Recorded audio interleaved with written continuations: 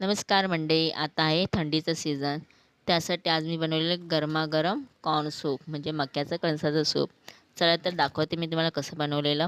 तर आधी तर मी ह्याच्या कढईमध्ये थोडं तेल टाकून घेतलं आणि मग ह्याच्यामध्ये बारीक चिरलेला लसूण, बारीक चिरलेलं अद्रक आणि बारीक चिरलेलं मिरची आणि हे कोथिंबीर आणि थोडंसं मी कॉर्न वाटून घेतलेलं हे सगळं मी व्यवस्थित ते तेलामध्ये परतून घेतलेलं आणि थोडेसे जे अख्खे हे मी ठेवलेले ल अख्खी कणस बाजूला ठेवले ते पण मी त्या तेलामध्ये ॲड केलं आणि मग चवीनुसार मीठ ॲड केलं आणि व्यवस्थित परतून झाल्यावर गरम झाल्यावर त्याच्यामध्ये मी पाणी ओतलं आणि एका साईडला आहे ना मी मक्याचं जे पीठ असतं त्याच्यामध्ये मी पाणी ॲड करून ठेवलेलं, ते मिक्स करून ठेवलेलं व्यवस्थित आणि मग ते पण मी त्या सूपमध्ये ॲड केलं आणि मग व्यवस्थित ते उकळी आल्यावर त्याच्यामध्ये मी काळी मिरी वाटून ठेवलेली, त्याच्यामध्ये काळी मिरीची पावडर आणि थोडं जिरा मेथी पावडर सगळं असं मिक्स करून व्यवस्थित ते उकळून दिलं.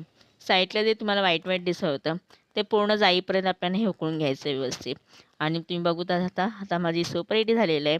धन्यवाद.